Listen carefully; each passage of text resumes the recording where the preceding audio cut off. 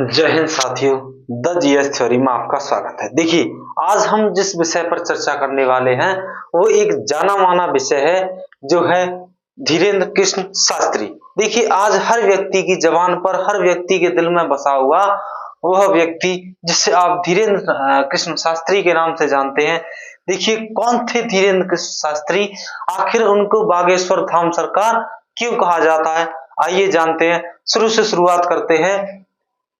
राम कृपाल गर्ग एक पुजारी के, जो एक मंदिर के, आप कह सकते हैं हम उसी बागेश्वर धाम सरकार के मंदिर के पुजारी थे,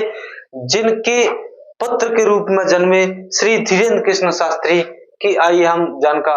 शुरू से शुरुआत करते हैं। धीरेन्द्र कृष्ण शास्त्री या धीरेन्द्र कृष्ण गर्ग जन्म 4 जुलाई 1996 गड़ा गांव छतरपुर मध्य प्रदेश में जन्मा हुआ। वह एक नन्हा सा बच्चा जो कि गरीब परिवार में, अर्थात गरीब ब्राह्मण परिवार में जन्म होने के कारण वह उतनी ज्यादा सुविधाएं न पा सके, जिससे आगे चलकर धीरेन्द्र कृष्ण शास्त्री ने ग्रेजुएशन की पढ़ाई के बाद उन्होंने आगे शिक्षा की जगह धर्म सुधारक या कथावाचक के रूप में जो है अपना जीवन समर्पित कर दिया। वह धीरेन्द्र कृष्ण शास्त्री जो आज आपके दिलों में बसे हुए हैं, आइए उनके बारे में जानते हैं। देखिए, अगर धीरेन्द्र कृष्ण शास्त्री के अगर हम पिता की बात करें तो राम कृपाल गर्ग जो पेशे से एक पुजारी थे, ये उसी मंदिर में पूजा करते थे जो उस समय इनके गांव गड़ा गांव छतरपुर में एक बजरंगबली का प्रसिद्ध तीर्थ मंदिर था, जिसका नाम था बागेश्वर धाम सरकार। उसी बागेश्वर धाम सरकार के आज धीरेन्द्र शास्त्री मुख्य पुजारी या हम कह सकते हैं पीठाधीश्वर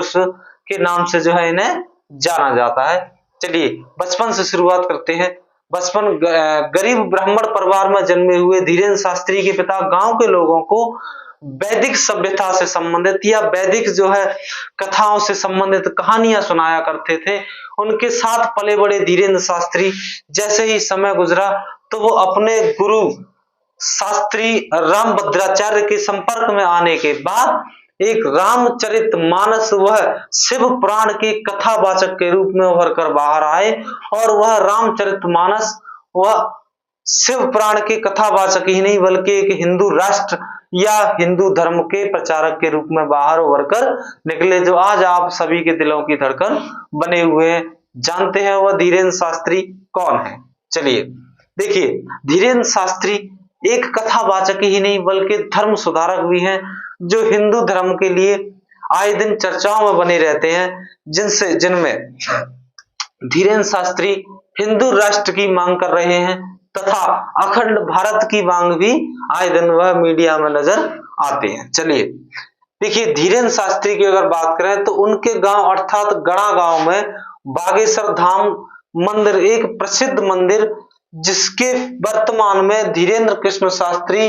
पीठाधीश्वर हैं, उसी मंदिर में जहां इनके पिता एक पुजारी के रूप में कार्य किया करते थे। देखिए, अगर हम बात करें कि इनका मानना है कि इसी बागेश्वर धाम से अर्थात बालाजी के मंदिर से या बालाजी की कृपा से इन पर एक दिव्य शक्ति है जो कि बजरंगबली द्वारा दी हुई है, जिससे यह लोगों का शारीरिक, मानसिक, आर्थिक व सामाजिक पीड़ाओं को दूर करते हैं। वही धीरेन्द्र शास्त्री जिन्होंने अपने या कह सकते हैं अपने प्रांगण में अन्नपूर्णा रसोई खोल रखी है, जिससे गरीब अनुयायियों को मुफ्त भोजन की व्यवस्था कराई जाती है, तथा धीरेन्द्र कृष्ण शास्त्री